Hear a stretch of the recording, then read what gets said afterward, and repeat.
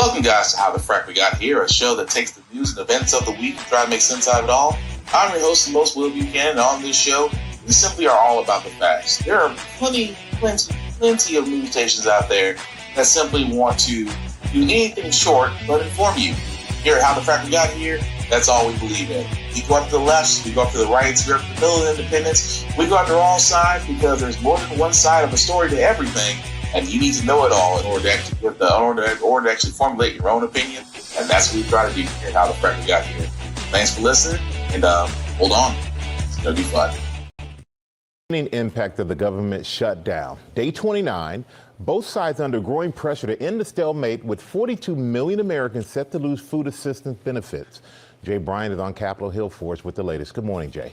Yeah, Michael, good morning. Despite that growing pressure on Congress to end this shutdown, the Senate yesterday failing to pass a funding bill for the 13th time. Vice President J.D. Vance up here on Capitol Hill, encouraging Republicans to stay unified and saying he believes the administration has found a way to pay troops when their paychecks come due at the end of this week. All as SNAP, that critical federal food assistance program, is set to run out of money in just days for the first time in its 60-year history. More than 24 Democratic-led states now suing the Trump administration over the USDA's reversal. The agency now saying it doesn't legally believe it can use emergency funds to cover SNAP during this shutdown. Democrats, meantime, on Capitol Hill continue to dig in here, saying that they're fighting for an extension of Obamacare tax credits and to prevent premiums from skyrocketing for some 20 million Americans, and even some Republicans starting to feel the heat from this health care issue, too. Congresswoman Marjorie Taylor Greene saying that she confronted Speaker of the House Mike Johnson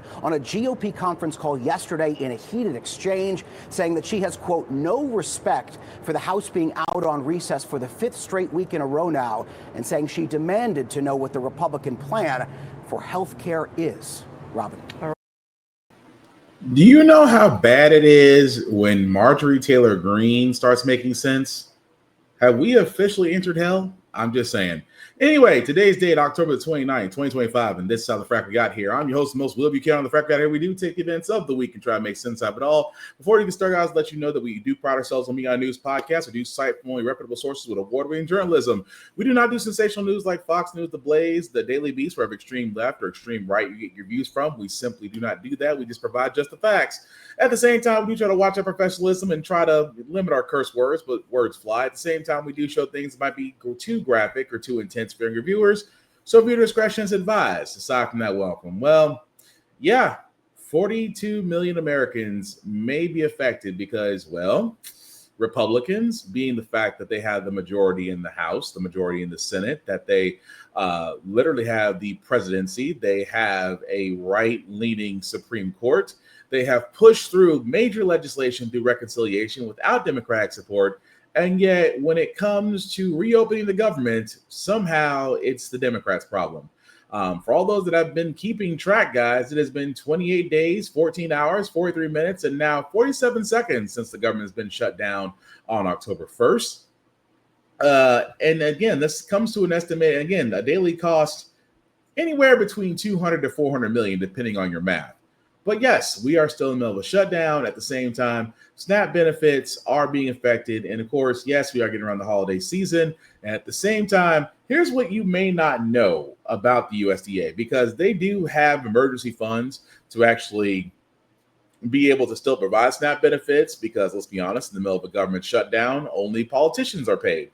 Federal government contractors and workers are on furlough. Air traffic controllers and TSA agents have to work without paychecks, even though they are considered quote unquote essential workers.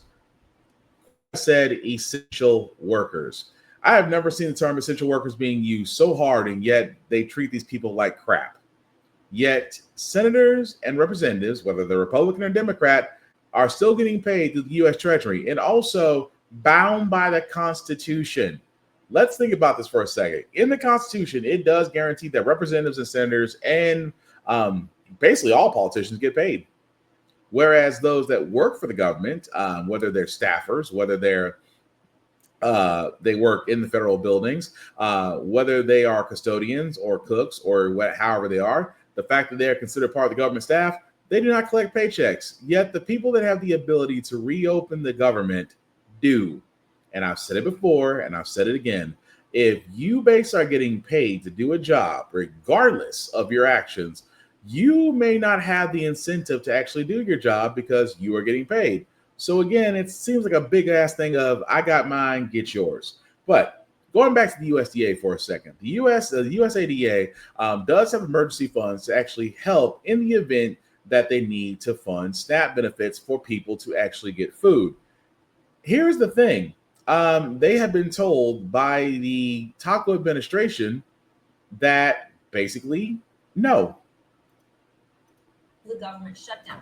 Obamacare, which has been the sticking point between Democrats and Republicans that is keeping the shutdown going, and federal food benefits that are commonly known as SNAP. It is about to run out of money because the Trump White House decided not to use emergency money to keep it going. That is a decision that Speaker Mike Johnson came out in support of today. And so far, both parties have made no progress in reopening the government. When it comes to those Obamacare subsidies, it might already be too late to. So let's stop it right there for 1 second. Because I just want y'all to go back and see that headline right there. That yes, closeted serial killer, possibly, Speaker of the House, Mike Johnson, agrees with Taco's plans to not tap into the $5 billion in reserves that could be used for benefit for actually providing SNAP benefits to those that will need it. Now, keep in mind, these SNAP benefits, guys, will basically expire as of a couple of days from now. I mean, November 1st. So you got to think in about 3 days, those benefits expire. And the way they're going, December's benefits may not be there. And yes, we are getting into the month of the holidays and things of that nature. But here's the thing. You have folks working full-time jobs that literally and figuratively can't put food on the table or may have to go to much dire needs. And that is a scary ass thought.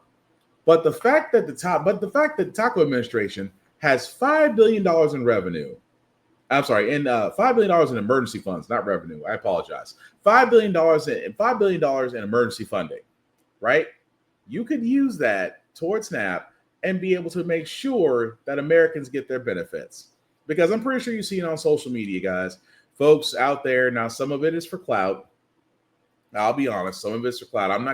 We're not gonna share those because honestly, a lot of them to me are just attention getters. You know, I got 6 children. It's the government's job to take care of me, and I'm not gonna work for anybody, which kind of leads the whole entire stigma to a lot of people believe that folks on food stamps are just lazy people mooching off the government. That's not true, because there's a lot of people out there that are working their asses off, and the income is not matching their effort, but they're still having to make it work. Some people are just by themselves. Some people do have kids, and some people are just two, and, you know, depending on the families, you have 1 or 2 of the parents working, if not 1 and 2 jobs on a side hustle. And it's still not enough because everything's going up thanks to Taco's tariffs. That being said, however, there's another reason why the Democrats, and I will give the Democrats credit. I will give the Democrats credit.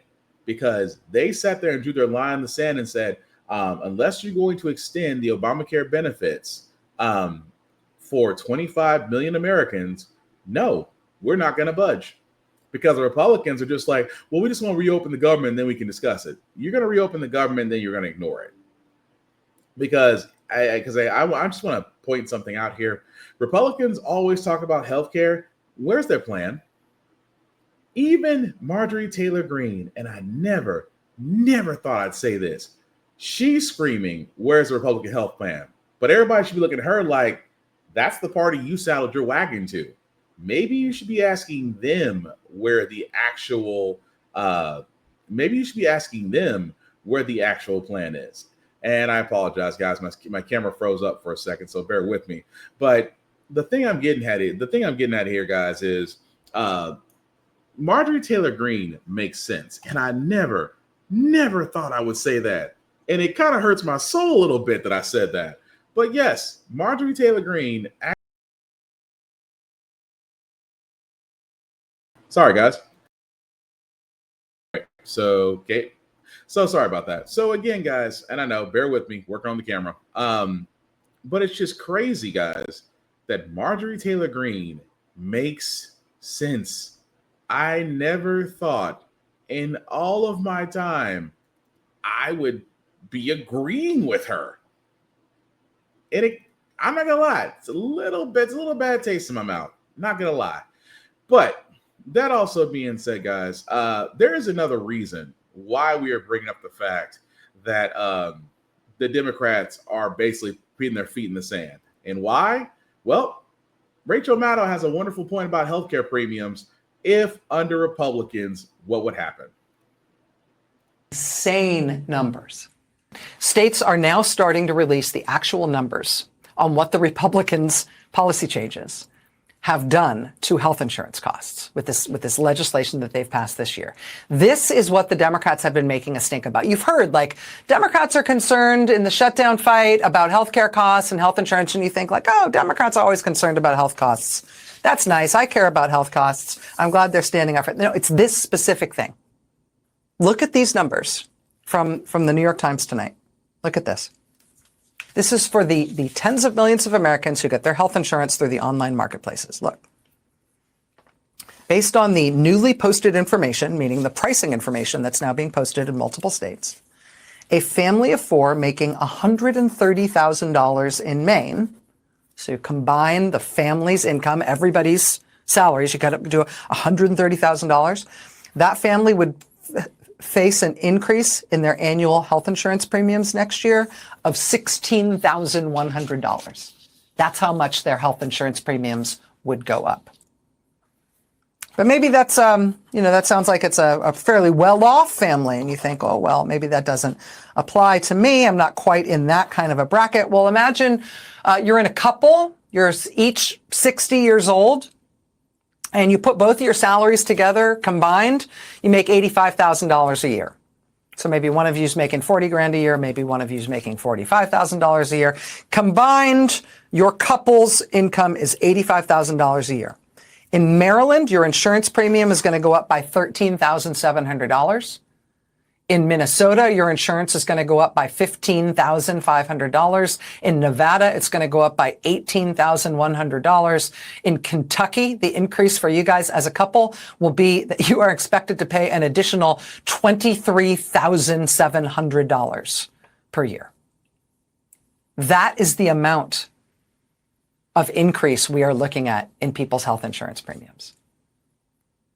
Can your family afford just randomly an additional charge of $24,000 for exactly what you're getting right now, for $24,000 less than that? I mean, these are insane numbers. But this is what Republicans, in their policy changes on healthcare, what they have done to health insurance costs. And this specifically is what Democrats have been screaming bloody murder about. This is what Democrats have been drawing the line about in this shutdown, telling Republicans that this is the thing they need to fix. Think they're going to fix it? Think they will? President Trump doesn't appear real focused on it. I mean, these are insane numbers. States are now starting to release the actual numbers on what the Republicans' policy changes have done to health insurance costs with this legislation that they've passed this year. This is what the Democrats have been making a stink about. You've heard, like, Democrats are concerned in the shutdown fight about healthcare costs and health insurance, and you think, like, oh, Democrats are always concerned about health costs. That's nice. I care about health costs. I'm glad they're standing up for it. No, it's this specific thing. Look at these numbers from the New York Times tonight. Look at this. This is for the tens of millions of Americans who get their health insurance through the online marketplaces. Look. Based on the newly posted information, meaning the pricing information that's now being posted in multiple states, a family of four making $130,000 in Maine, so you combine the family's income, everybody's salaries, you got to do $130,000, that family would face an increase in their annual health insurance premiums next year of $16,100. That's how much their health insurance premiums would go up. But maybe that's, that sounds like it's a fairly well-off family. And you think, oh, well, maybe that doesn't apply to me. I'm not quite in that kind of a bracket. Well, imagine you're in a couple, you're each 60 years old, and you put both of your salaries together combined, you make $85,000 a year. So maybe one of you's making 40 grand a year, maybe one of you's making $45,000 a year.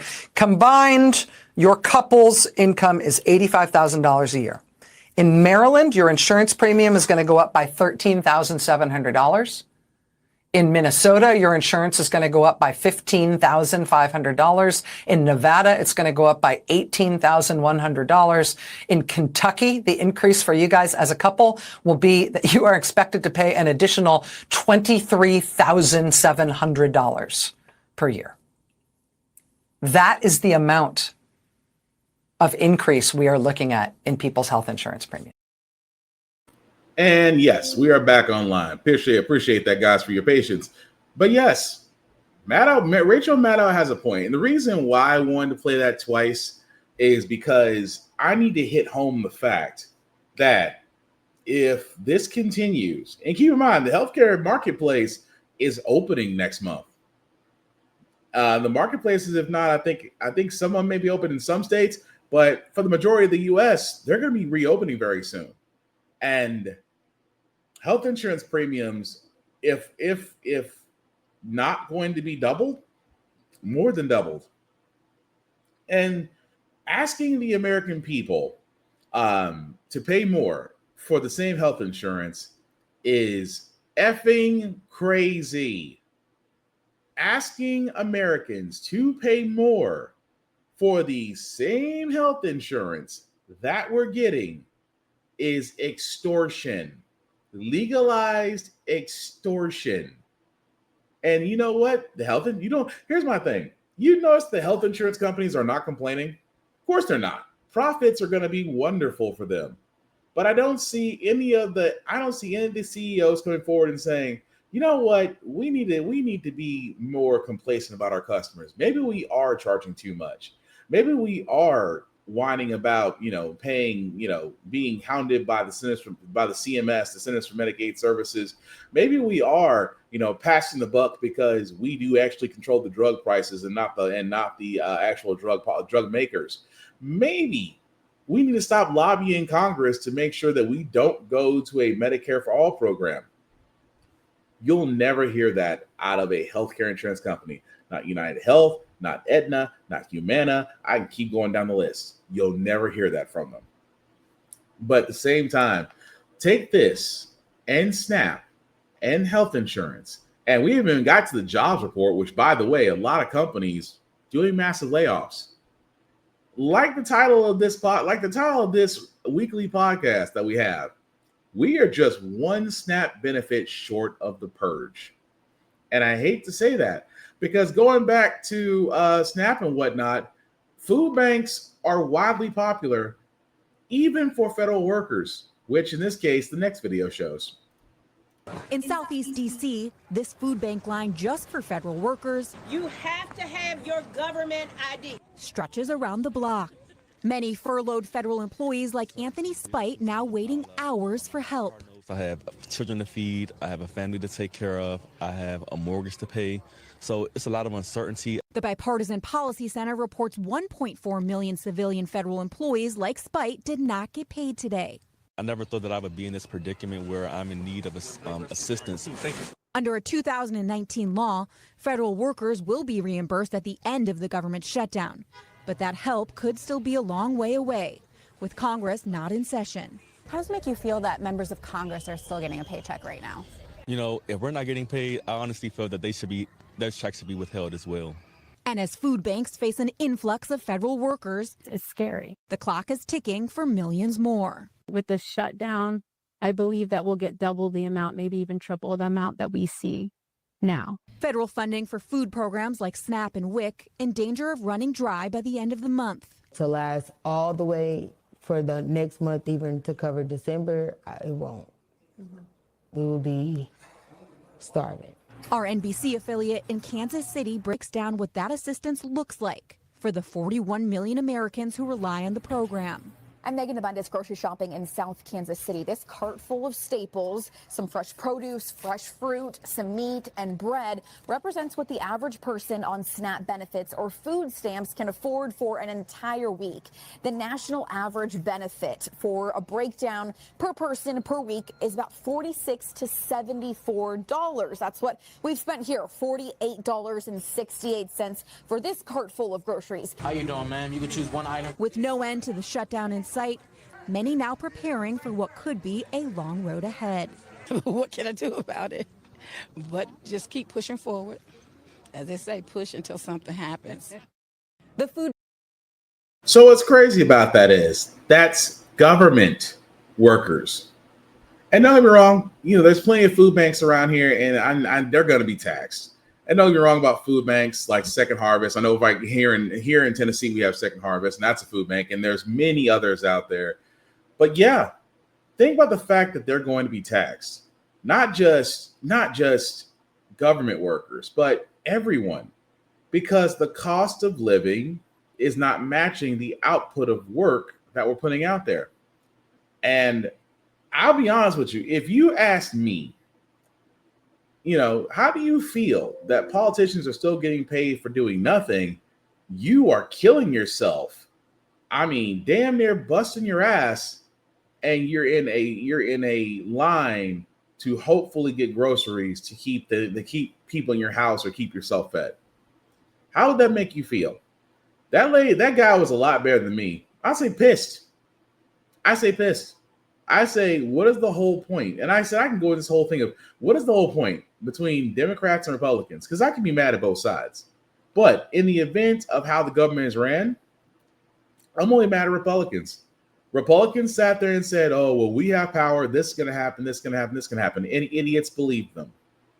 Idiots believe Taco, where only I can get grocery costs down. Grocery costs are out through the effing roof. I can get the cost of energy down.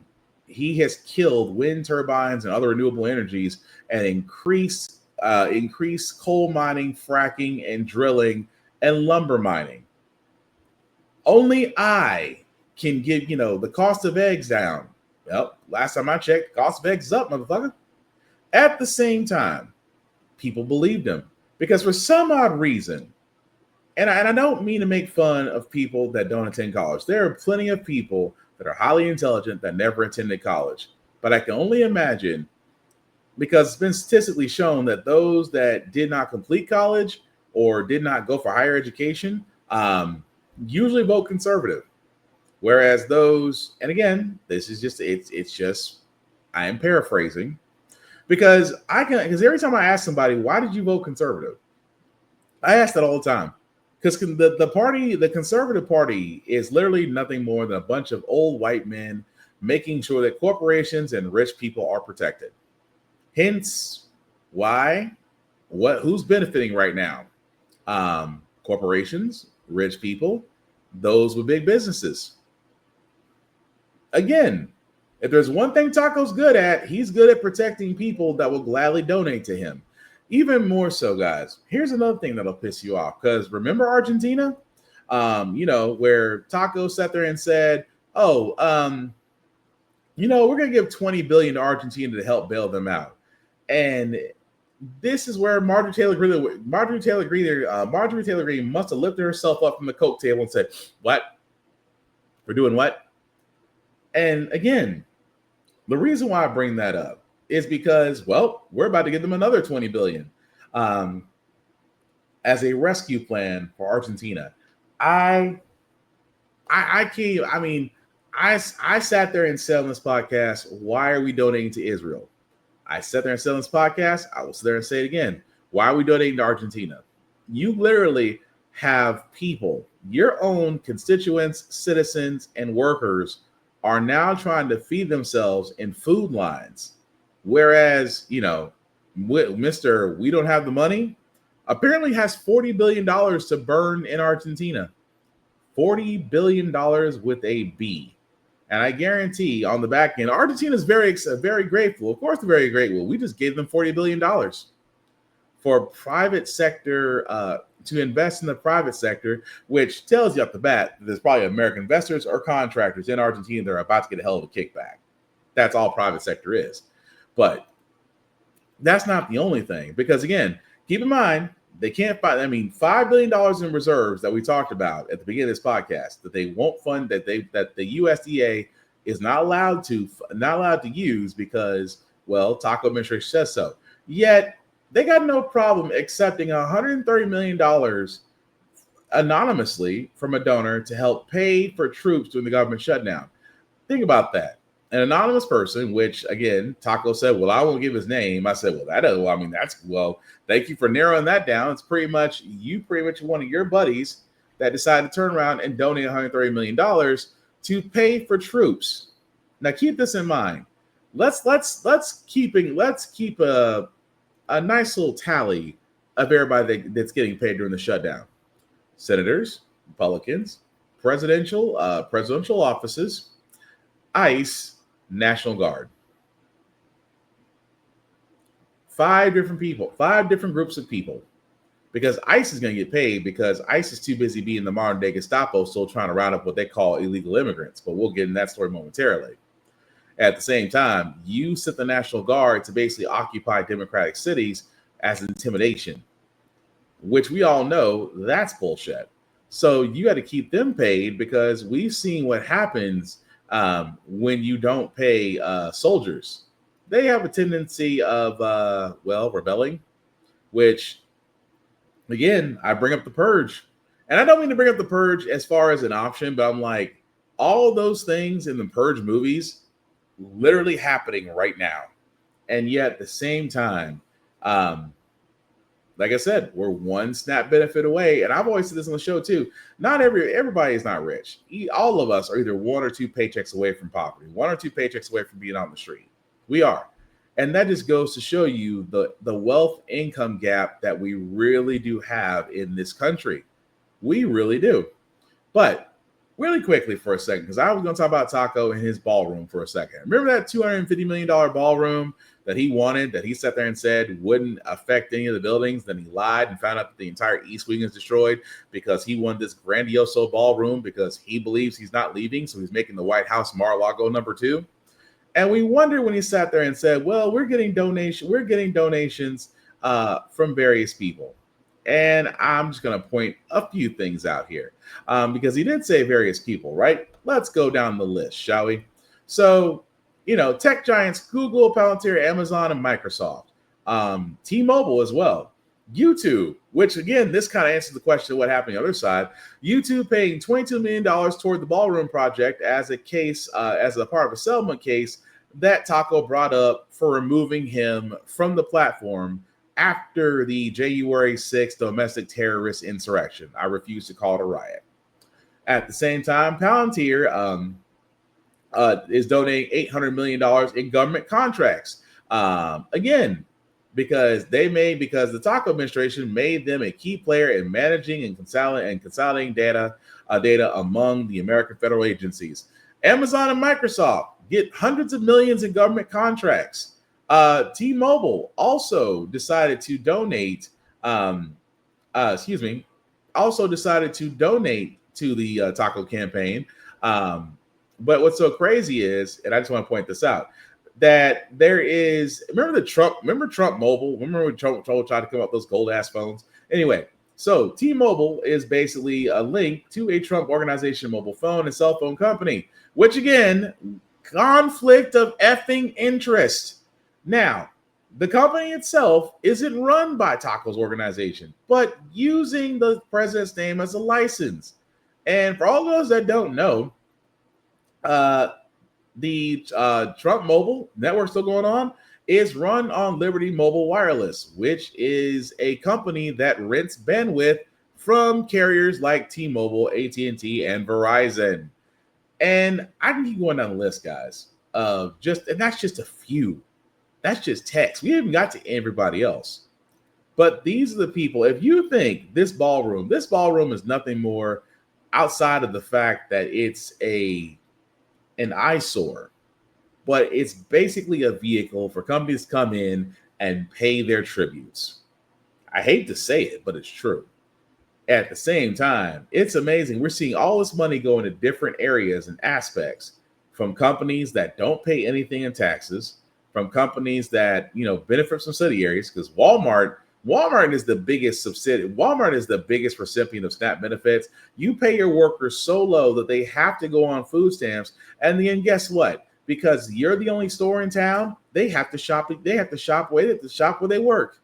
And who wins? Walmart.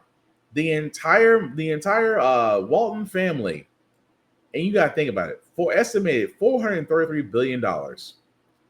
There's millionaires and central millionaires around that group, and that should tell you everything you want to know.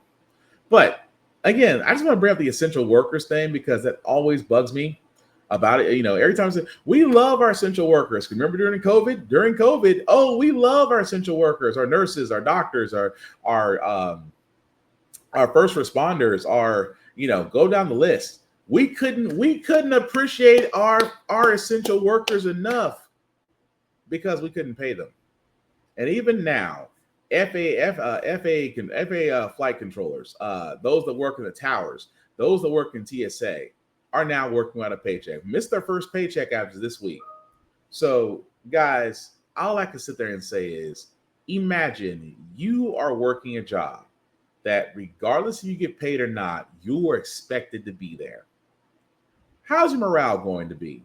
Well, the director of the TSA, I think is kind of full of shit on this interview, but you tell me. Now approaching 1 month, federal employees who support the nation's airports remain in the dark about when they'll be paid. Today, some workers got paychecks totaling $0. Joining us now is the acting deputy administrator at the TSA, Adam Stahl. Mr. Stahl, thanks so much for your time. What's the morale like at the TSA right now? I think morale is strong. I know these individuals, of course, are mission dedicated. They're focused on really ensuring the safety and the security of our skies every single day. But of course, they're human beings like you and I, and so they have bills to pay and childcare, to help facilitate and support. So again, they're mission dedicated, but they're definitely feeling the impacts every single day. Should Americans be confident in the security of our nation's airports during this time? Yes, we are focused on operational continuity.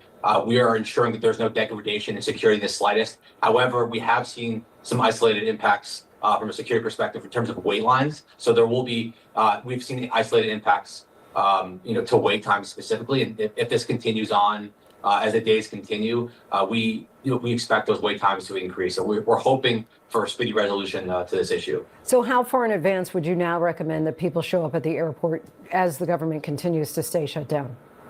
We're asking individuals, per policy, to continue showing up 2 to 2.5 hours before for domestic flights. So we ask folks to be patient, to be respectful, and please, travel again respectfully when going to the airport. We've seen TSA workers resorting to food banks in order to try to feed their families. Is there anything the agency can do if this stretches on even further? Are you worried some workers may just ultimately quit? Yeah, we're focused again on operational continuity on a variety of different things, and the community, of course, has been incredible. Airlines, airports, private citizens have donated a variety of grocery cards, gas cards, meal cards, and so we really are focused again on supporting them in any way we can. And so we really urge Democrats to come back to the table and really ensure that we are in really facilitating again the safety and the security of our skies. And again, we're focused on that job at hand, regardless of shutdown or not. Are you seeing an increase in people who are calling out sick, taking time off, simply not showing up, or quitting? Yeah, we have seen some occasional upticks in unexcused absences, and that's caused the occasional disruption and increase in wait times at select airports like Atlanta, JFK, New York. And so, as I mentioned before, we do expect wait times, unfortunately, to increase and disruptions to continue. No degradation to security, but again, there will be an increase in pain at the airport in terms of wait times if this drags on. Adam Stahl, we thank you so much for your time. So again, guys, this is where I sit there and I say, yeah, he's full of shit. But then again, he's part of the taco administration. You're not gonna sit there and tell me morale is strong, because let's be honest. You work a job. You work a job because look, I come in, I work 6 hours, I do my job, and therefore you will pay me. If you don't pay me, I don't work, because I don't work for free. And that's the part that always bothers me, even when the TSA. Well, how's the morale of TSA right now when you have a whole bunch of workers that are forced to come to work, are missing paychecks, still trying to make ends meet, still trying to get bills paid. At the same time, you have to ensure the security of passengers as they get on planes. How's the morale? The morale is strong. You are full of shit, sir. You are full of it. Because I'm sorry, I am usually a positive person. I'm usually a happy-go-lucky person. But if you sit there and you tell me that I'm not getting paid, at the same time, oh, well, we still expect you to work. Bull and shit. I'll call out. I won't show up. Or if this continues, I quit. Because again, the bills don't work on furlough. The bills don't work on government shutdowns. The bills don't work. If anything, the billing system of anything and the billing system of any service, utility, or anything else that's provided, the billing system never breaks down. Everything else can break down in that company, but the billing system is clockwork. And if you got bills to pay, kids to feed, car note, house car note, mortgage, rent, insurance, medical. If you have all these things, it's like a bunch of hands every time you get paid, then you have to turn around and pay those hands. But you're telling me that, oh, the morale is strong and we have people coming in and doing things and you can't tell me what things they're doing, or, you know, we've had some issues, but really it's not that bad. You, sir, are just, my whole thing is, I'm going to be honest, this is how I know for a journalist, I'll be like, dude, cut the shit. Cut it. This is the worst. This is probably by far the worst PR move that you can do for you, and lie. We've seen the people at TSA, especially now that they haven't got a paycheck. Have you ever seen a friendly person at TSA when all you hear is suitcase open, shoes off, please have all bags open as they will be searched. Thank you. Do you really want to hear that from a guy who hasn't got paid in a while? He might be a little less friendly. And of course, everybody's ever been to the airport knows how fun it is, and they just made it worse. But even more so, again, the stigma that these Republicans try to say, especially they used to, because remember a long time ago during the Bill O'Reilly times at Fox, at fake ass Fox News, oh, well, people that need SNAP really don't need SNAP. These are able-bodied workers. Remember how Republicans were just saying not too long ago before the shutdown? Oh, we're gonna remove the fraud and waste abuse from Medicare and SNAP because they are able-bodied people that can go out and work, but they're too busy mooching off the government. No, sir, that's you. You are being paid for doing nothing. You, Speaker of the House, Mike Johnson, who for now going on 5 weeks in a row has refused to bring anything to the floor. You have closed down the House. The Senate has still been there, and they voted, even though it has went nowhere. But you, Mr. Mike Johnson, you still get paid. You still get to sit there and whatever squawk box will have you, will sit there and tout the bullshit. But no matter what, you're still getting paid, not your staffers. And so, going back to TSA, you're going to sit there and tell me morale is strong when nothing is being done for these workers. You're doing a lot of bold, non-detailed soliloquies that you're giving out there. And at the same time, nothing real is being said. That's why I say to that man, you are full of shit. But speaking of full of shit, Taco finally sat there and said, well, maybe I'll not be able to get a third term. But I just want you to listen to what he says before I respond to that. You know, they said highest numbers that I've ever had, as I should. I ended 8 wars, and we have the greatest economy in history. And by the way, energy prices are way down. Everything's way down. Beef is a little bit high. We're going to get beef down too. But prices are down and the economy is up. The only thing that's not down is the stock prices. And 401ks are through the roof. Everyone's 401ks hitting records. So we have the greatest economy we've ever had. I have my highest poll numbers that I've ever had. And, you know, based on what I read, I guess I'm not allowed to run. So we'll see what happens. Johnson says you're trolling when you talk about a third term. Well, I don't think he said that. I don't think he'd use that term, but it's a very interesting thing. I have the best numbers for any president in many years, any president. And I would say that if you read it, it's pretty clear. I'm not allowed to run. It's too bad. I missed it. But we have a lot of great people. Here's the thing that bothers me. The thing that bothers me is how he said it.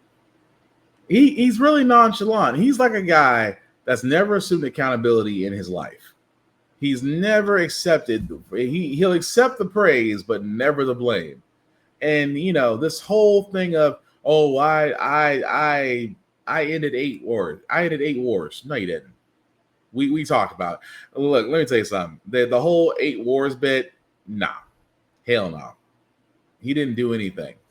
And it wasn't even, and there were conflicts, but not wars. But he'll swear up and down that he did something because, you know, just because you threw poop on the wall doesn't make you an artist.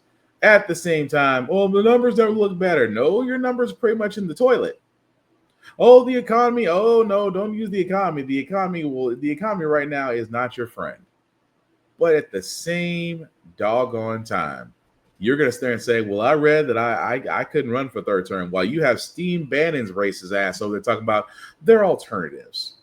Because, you know, he feels like if I look very astute and I speak very slowly, I sound intelligent. No, Steve Bannon sounds like a fucking idiot.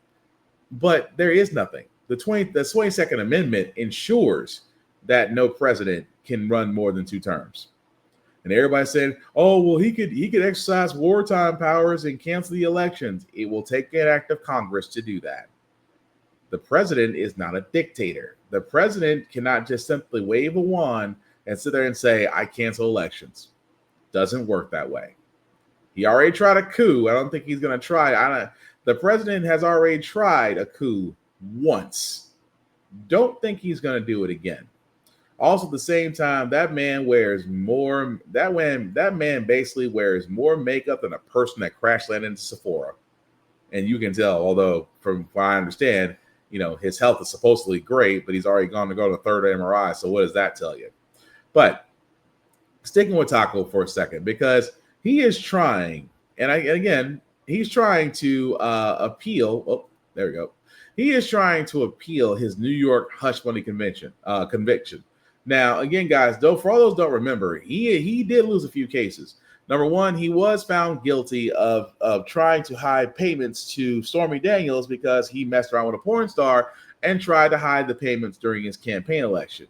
He's trying to get that overturned because he's saying he wasn't given a fair deal. Faulty evidence and a judge who should have recused himself is the excuse his attorneys are using, and they're now trying to appeal his conviction. Here's the problem. He is trying his hardest to not be seen as a felon, because right now he is. He is a convict. He is a felon. He was found guilty of paying hush money payments to a porn star, found guilty of mortgage fraud, and now he's trying to alleviate that because he believes, and again, guys, this is the point I keep making when it comes to Taco and court cases. Remember when I sat there and said a while back that, you know, the Republicans have a right-leaning SCOTUS? Why do you think Taco loves sitting there and saying, oh, we'll go legal route because the highest court case in the land is in my favor? And I have sat there and said multiple times on this podcast, that is the danger of a conservative-leaning Supreme Court. Note I said danger, because he will look at that and he will sit there and say, oh, we'll just take it to the Supreme Court. I know how it will go. And again, now do I think that these cases will go there? No, because these are appeals.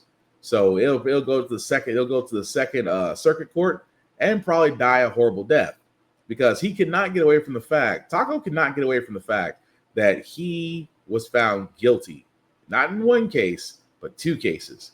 And he can try as he might to whitewash history. We know you are a felon, and yes, a felon can become president, but you will never wash that stink off of you. Much like the Jeffrey Epstein files, which surprisingly enough has not been said all week. But I digress. Moving right along, guys, we're going to cover this story as well because, again, I have to re-stress this because Ken Paxton, Attorney General out of Texas, is allowing lawsuits for Tylenol. Why Tylenol? Well, yeah, a certain idiot who is now our Secretary of Human Health decided to make that outrageous statement that Tylenol causes autism and ADHD. I wish I could make this up. Texas is suing the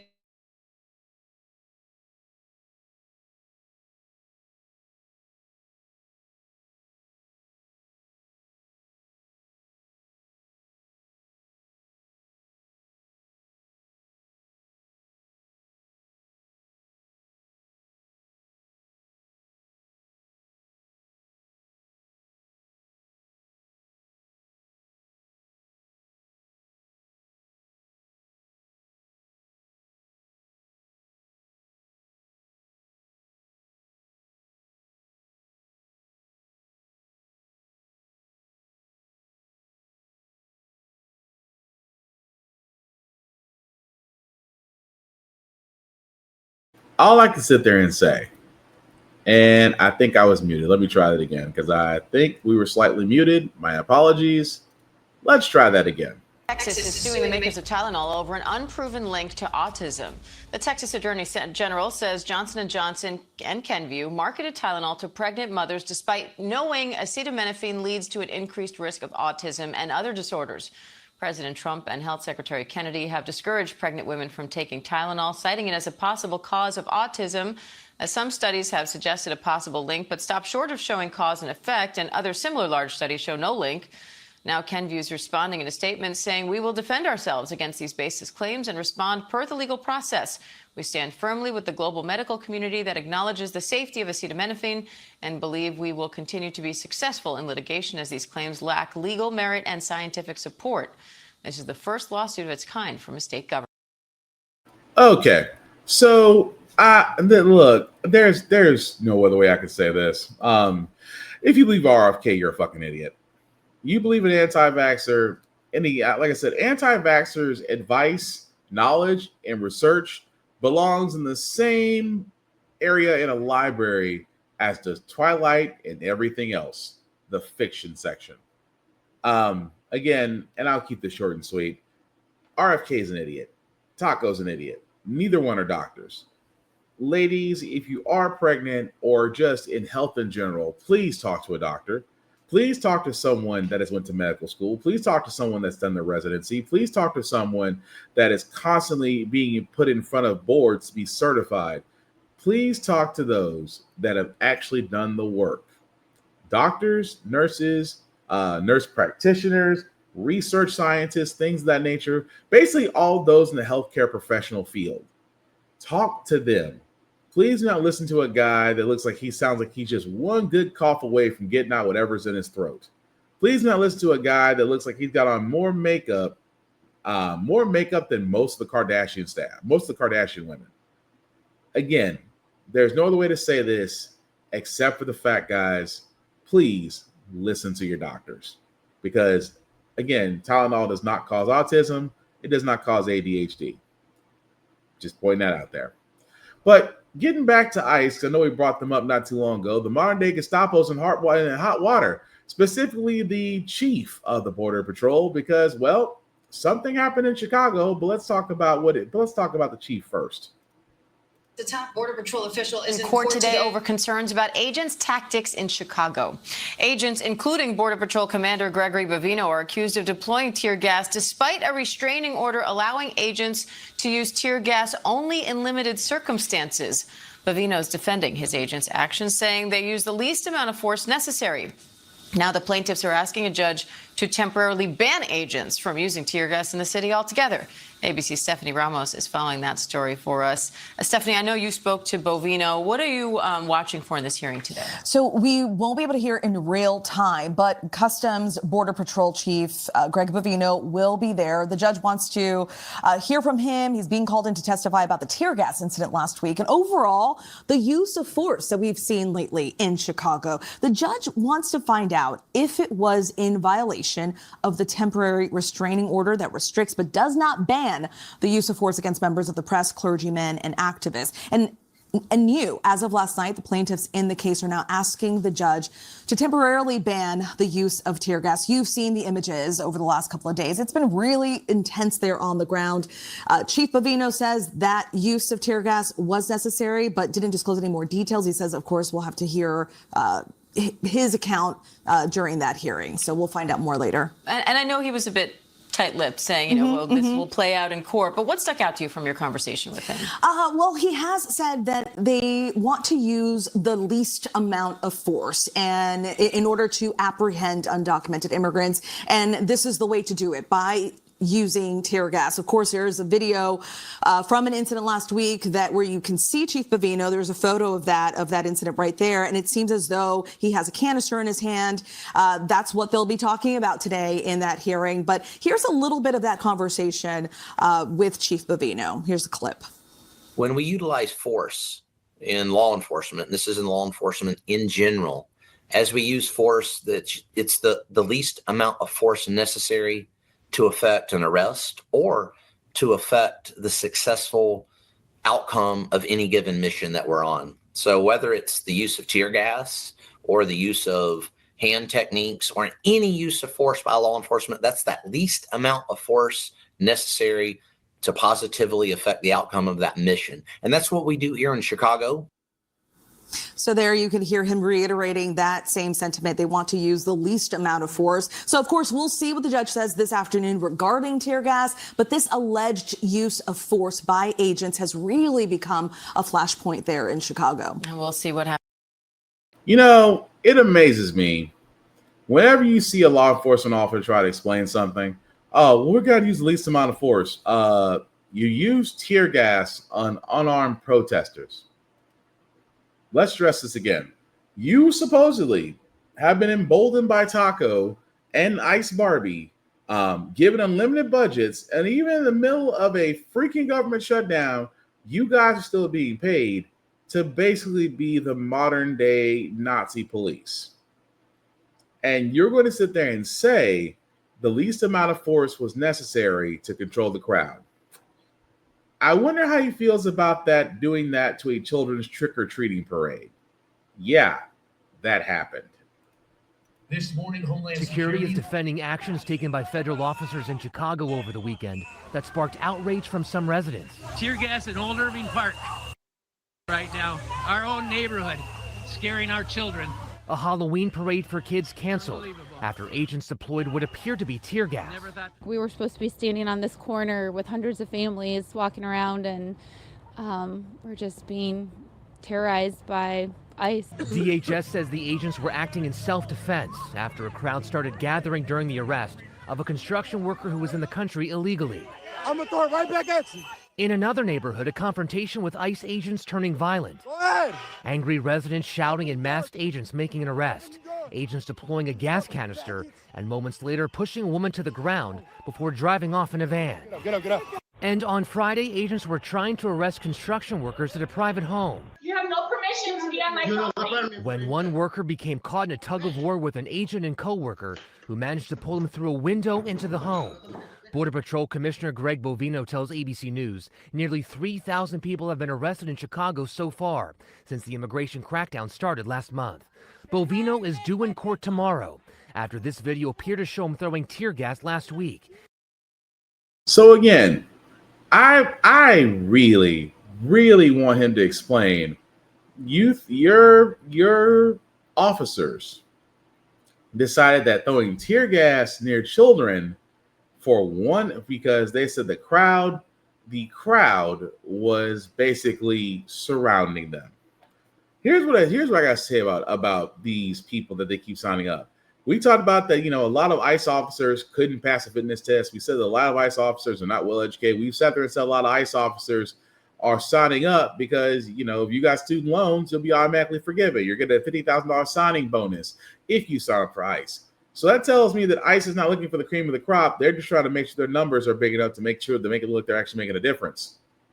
That being said, you will never be able to explain why launching tear gas on children, traumatizing children, At the same time, ICE will. ICE, Department of Homeland Security, they're not going to be. They're not going to be handcuffed as they should, because you know why? The current administration will defend them, saying, "Well, they arrested 3,000 people." Well, I'm sorry, are all 3,000 people illegal immigrants? I mean, we saw it in Washington when he occupied Washington, that the so-called arrests were minor offenses. I think it was like less than 2% were actually illegal immigrants. Less than 2%. Everybody else was a various of broken laws that we did cover. But let's think about that for a second, right? Let's think about that. First off, border cops are not there to de-escalate situations. They're not. At the same time, because of the regime that we're under, they're not going to be trained de-escalation as much as they say they are. A lot of them are looking for a reason. And sometimes like I said, we had one story where one pastor was shot with a paintball just because he was asking wanting them to be forgiven. You had a woman just now get pushed out of the way because she wanted to film, which she is enabled to do, and she wasn't in contact with the officer, but the officer decided to push her down as he hopped in the car and tried to speed off. Ladies and gentlemen, these cops that have literally been deputized should not be. And at the same time, those kids, I hope the parents sue. It is my hope the parents effing sue. Because you know what? Since ICE has got this wonderful budget, they'll be using it for lawsuits. And I hope the parents sue. Because who the hell thought it was a good idea to rip tear gas on children? That lets you know how far we've actually come and how low it's actually gotten. But speaking of law enforcement, the case of Sonia Massey. For all those that don't remember Sonia Massey, we did cover it last year about a woman that called the police thinking that someone was at her house. It started off fine and jovial until she said, "I rebuke you in the name of Jesus," while picking up a pot of boiled water, and the officer shot her. Literally shot an unarmed woman holding a pot of boiled water. That officer, who's no longer an officer, was actually starting his day in court, and when we leave it, the jury was currently in deliberation. But for all those that need a refresher course, the former Illinois deputy accused of killing a black woman in her own home tells a jury today, taking the stand in his own defense, that he felt the only weapon that was appropriate was his pistol. To respond to the threat, he says he felt from Sonia Massey. Sean Grayson, you see him in court sketches there. Kind of a surprise move today, taking the stand to testify. Remember, Massey called 911 late one night last year, worried about a prowler. Body cameras captured her, this video, in her own home, picking up a pot of boiling water and telling Grayson, "I rebuke you," in her words, "in the name of Jesus." Grayson then yells at Massey to drop the pot. Seconds later, fires 3 shots. Prosecutors say Massey was never a real threat to Grayson, arguing he'd gotten frustrated with her throughout the night. But Grayson's lawyer says his client's actions were reasonable under the circumstances. Grayson has pleaded not guilty to 3 counts of first-degree murder. I want to bring in Maggie Vesper for us. So we'll leave it there because it goes to legal analysis. But yeah, that was the story. That Sonia Massey, all she did was pick up a pot of boiling water because, again, she called the police thinking that there was an intruder at her house. The officers went around, found nothing, was all jokey, and then all of a sudden, it's like, "Oh, no, I rebuke you in the name of Jesus." And apparently that must have been a trigger word for Mr. Trigger Happy Son Bitch, who decided to shoot her. Let me tell you something. I have talked many times on what law enforcement can do around this country. I have sat there and said it multiple times. This officer saying that his pistol was the best way to utilize to neutralize the threat tells you off the bat that these officers are not trained to serve and protect. They are trained to shoot and kill, and then say, "I fear for my life," when it becomes a person of color they shot. I don't feel bad for this man. I hope he is found guilty. I hope that the book is thrown at him, because it has been long since time that law enforcement officers who are more trigger happy than problem solving should not be law enforcement officers, and those that actually do take lives unnecessarily should spend the rest of their lives in jail. But we will follow up on that one once the jury deliberates. Like I said, the jury has been deliberating since yesterday, so there may be a ruling today or not. Either way, we'll let you know. But as we're getting to the end, guys, of this podcast, again, I know I talked about the fact that we are going to basically see some, with all this growth that these companies are doing, right? All this growth, there are several companies that are doing massive layoffs. Why? Well, one reason is because of AI. At least that's the way Amazon tells it. Tonight, the massive cuts at Amazon, 14,000 corporate positions slashed, as the company says it is staying nimble as it embraces the changes brought about by artificial intelligence. In a company memo calling this generation of AI the most transformative technology we've seen since the internet, adding Amazon needs to be organized more leanly, echoing what CEO Andy Jassy said this summer. With every technical transformation, there will be fewer people doing some of the jobs that the technology actually starts to automate. LinkedIn chief economist Karen Kimbrough says this is just the beginning. What we're seeing is it's jobs in HR and marketing, also engineering, media and comms. We're going to have a long, I think, 5 to 10 years of watching roles, evolve under the pressure of AI, but there's also going to be some new opportunities. Opportunities also for small businesses. At this popcorn shop in Maine, Julie and Paul Roberts make 40 flavors of popcorn. Their newest ingredient, AI. We have been able to create a whole brand new website with the use of AI. I have used it for our social media, for email blasts. It's been incredible. And that's instead of hiring a person. It is, yes, absolutely. A new technology she can't afford to pass up. So again, guys, yes. But first, let's get this for a second. I am a tech person. I am an IT person. Been doing it for over 10 years. I have sat there and said that AI is the most dangerous thing that you can do. AI is the most dangerous thing that you can add, because what happens with AI is that companies look at it as a way of being cheap. They will look at this and say, hey, this program could do the work of one person or 5 people or 10 people or 100 people. So the cost of that AI program to a company will outweigh the cost of paying employees. And here's the problem with that. Once corporations figure that out, there are a lot more unemployed people than there are available jobs. And we're seeing that. Amazon has sat there and said, well, we can, we'll cut 14,000 corporate jobs because their AI can do it. Think about that. 14,000 corporate jobs. But notice that none of the, let's just call them labor jobs, the ones that are filing, packing, unloading, loading, driving, things of that nature, last mile deliveries, they can't be done by AI. Those still involve a human element.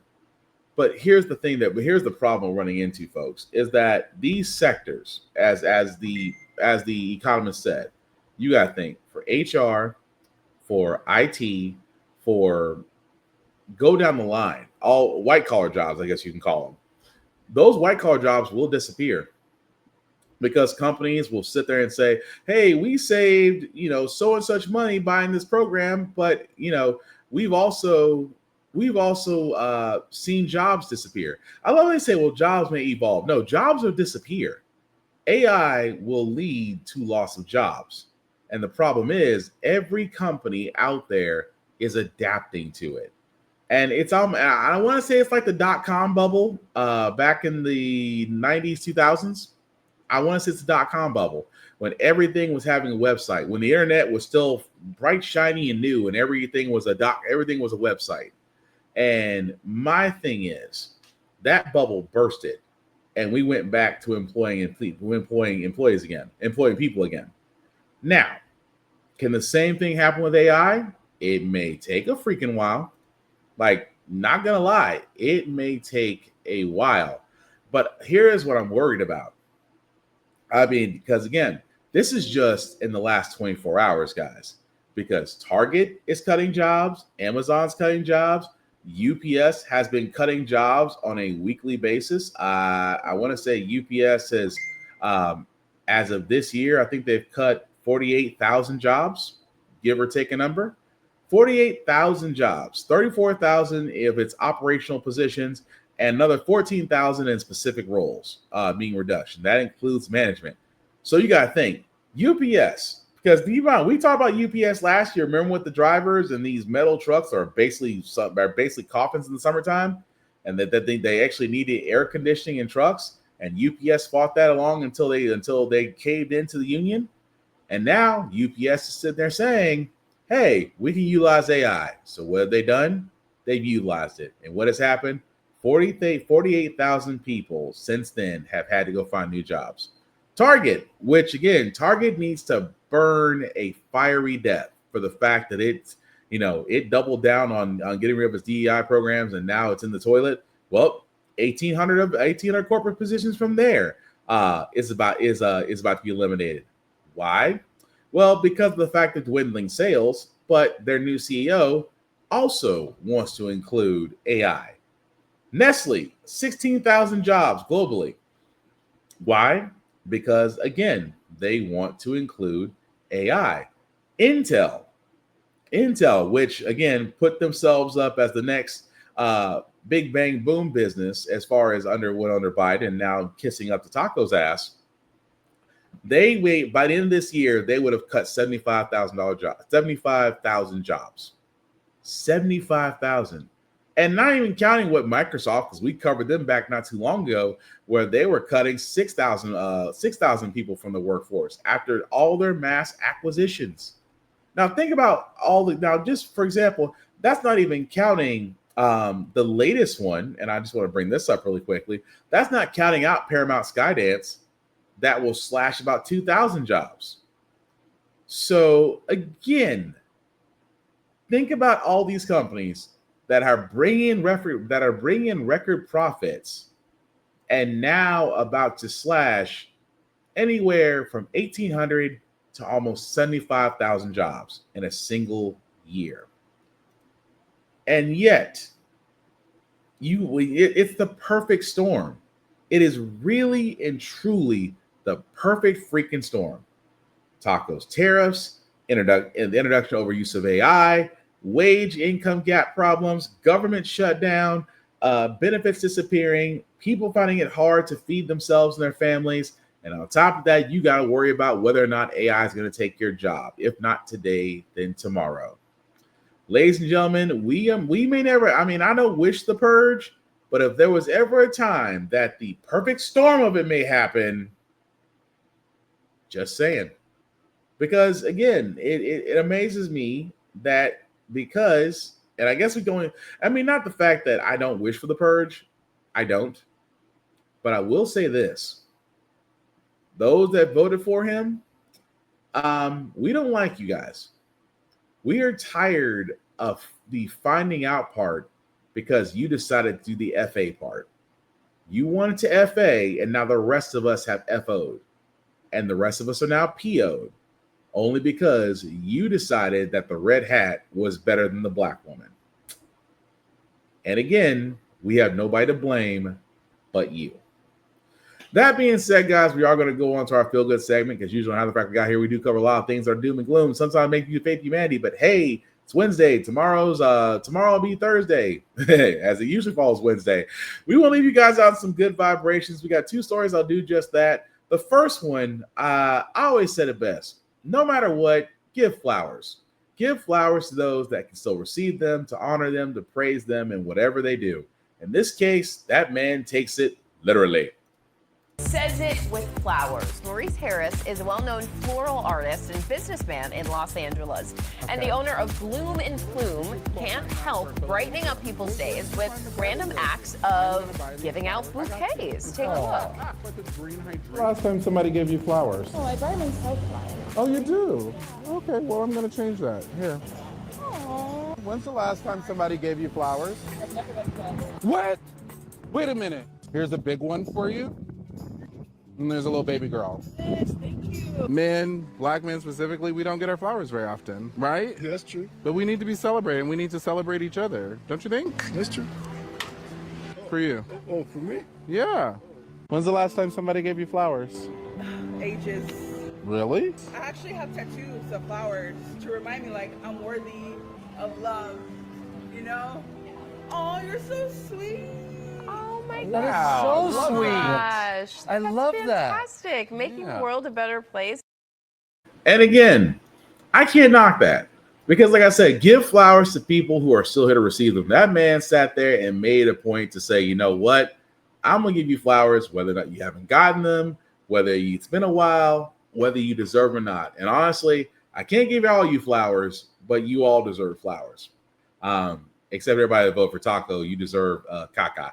But and it's supposed to be a feel-good segment, not a knockdown segment.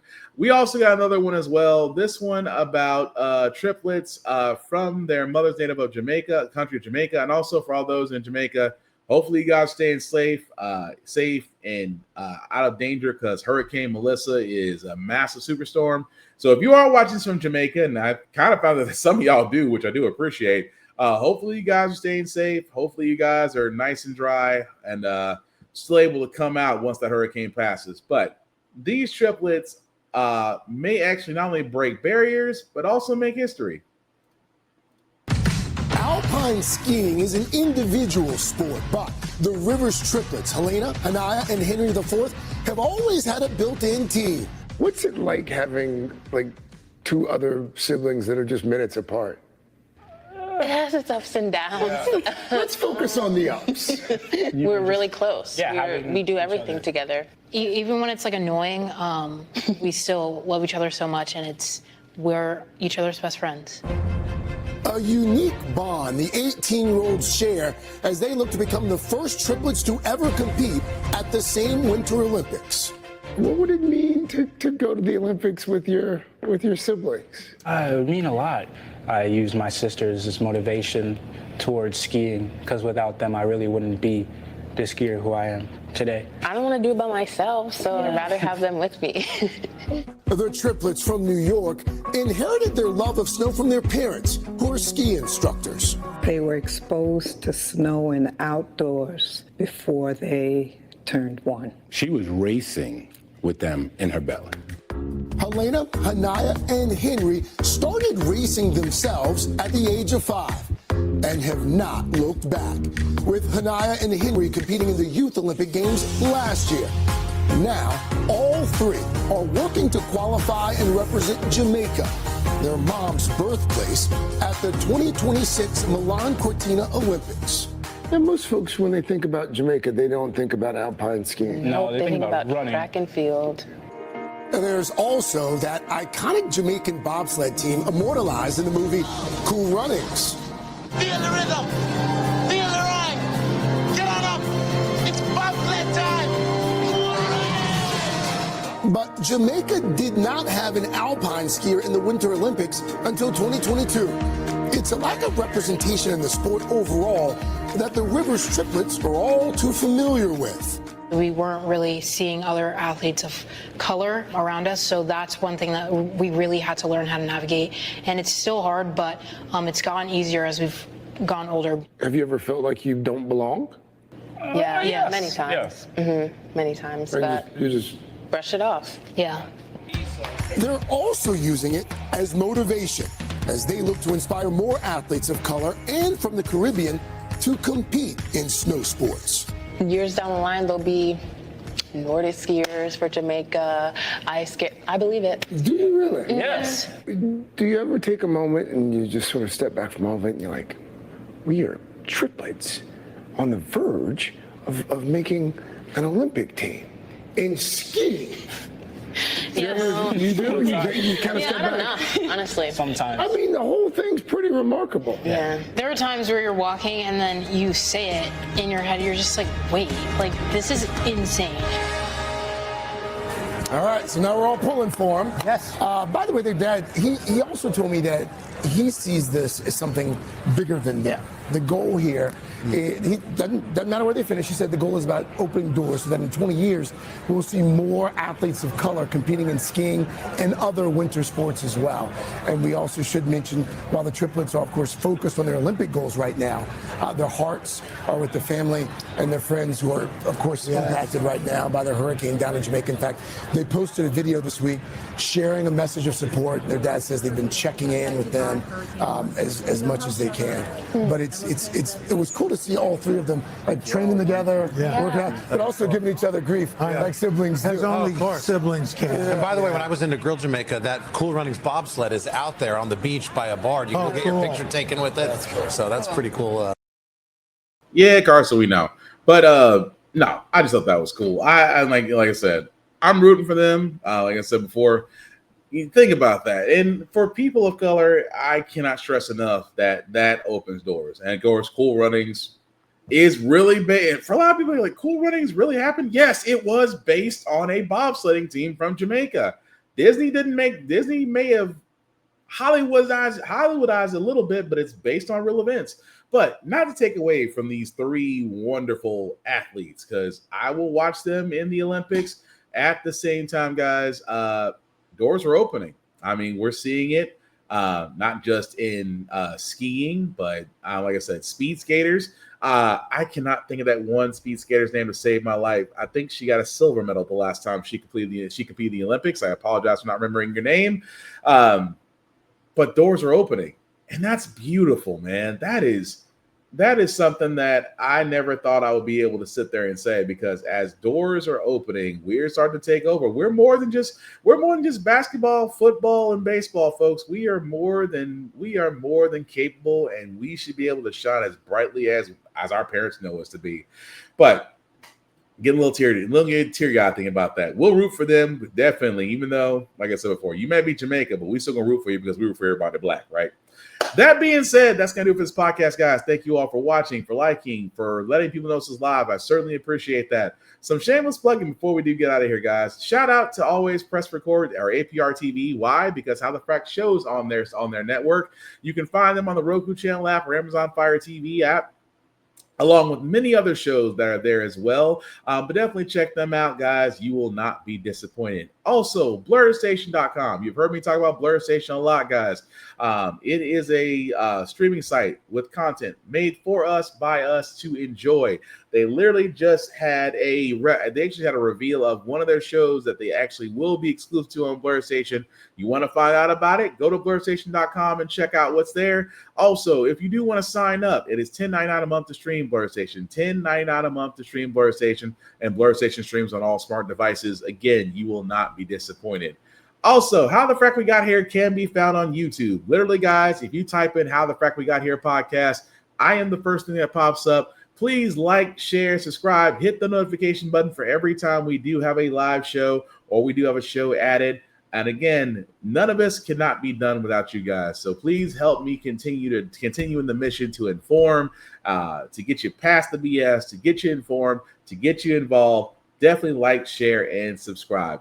Also, you can find us on Spotify as well as Google and Apple Play Podcasts, wherever you get your podcasts from. But you can also find us on Spotify, especially at How the Frack We Got Here. Definitely subscribe there, guys, as audio versions of the show will be uploaded there as well. Also, check out my other show if you're into video games, if you're into anime, comics, things of that nature, along with me and my other two cohorts at the Get Bit Podcast. And notably, the GB Podcast as well. Like, share, and subscribe. We usually come on every Friday, right about 9 p.m. Central Time, guys, and we talk about news of the week. This Friday, because it's Halloween, we will not have a live show, but definitely check out all the shows we have there. And again, guys, your subscriptions, your participation, your Patreon is always accepted, and I want to thank you for that. Also, for myself, guys, you can find me Black_Spartan 615 on the socials. You can like and follow me. I usually talk to everybody. Just don't make it weird. I don't want to start blocking people. At the same time, guys, again, I cannot stress this enough. Please protect your peace. Please protect what makes you happy. Go outside, go enjoy the weather. I know right now it's kind of rainy here in Tennessee, but wherever you are, enjoy the last bits of summer because fall and winter are coming, and I cannot wait. Check on your people. And again, guys, I know right now it just seems that every time we turn around, something else terrible is happening. But keep your head up. Again, keep your spirits up. Keep your peace. Protect your strength. And again, we'll all make it. I promise you. Also, same thing, guys. One last thing. The midterms are coming up. At the same time, before I get to the midterms, let me say this. Please look out for those that you can. I always say it best. Right now, the Republicans are not going to look out for anybody. But if you have the ability, you have Notice what I said. If you have the ability to provide a little something to somebody, if you have the ability to be able to help, whether it's financially or buy food for someone else without putting yourself in the same hole, if you have the ability to help, please do so. Please help people if they need to help. If they need directions of food banks. I know here in Tennessee we have Second Harvest along with other organizations. If you are needing help, please reach out. And if you have the ability to help somebody, please reach out. The only thing we can do at this point is help each other, feed each other, and organize. We cannot depend on Taco and his administration to help us out when they're too busy trying to line their own pockets and to make sure that their rich friends are taken care of. So again, if you have the ability to help somebody, please do so. Also, again, for those in Jamaica, please stay safe, please stay above water, please stay dry, and hopefully this hurricane will definitely pass. At the same time, guys, last thing I'll say about How the Frack right here, it's all about staying informed. We are not trying to reinvent the wheel. We are simply giving you all the information, how to make up your own mind, but we do provide a logical perspective that goes along with it. We do better as society once we're informed. We're progressive. We move forward. We try to right the wrongs of our past and making decisions now that we should have done back then, like electing our first Black woman to the Supreme Court, electing our first Black woman as the Federal Reserve Governor of the board, electing our first Black woman, hopefully one day, that they will say, congratulations, Madam President, all great things. We don't learn from history. We are doomed to repeat things. That's why we keep asking ourselves, why does everything go up at our paycheck? Why are we electing different politicians, but still the same old game in Congress? And most importantly, how the frack we got here. Thank you all, guys, for watching. Please take care of yourselves and each other, and I promise we will get through this. Live long and prosper, guys. Yes, I'm a Trekkie. Yes, I will say it because I mean it. Peace, guys.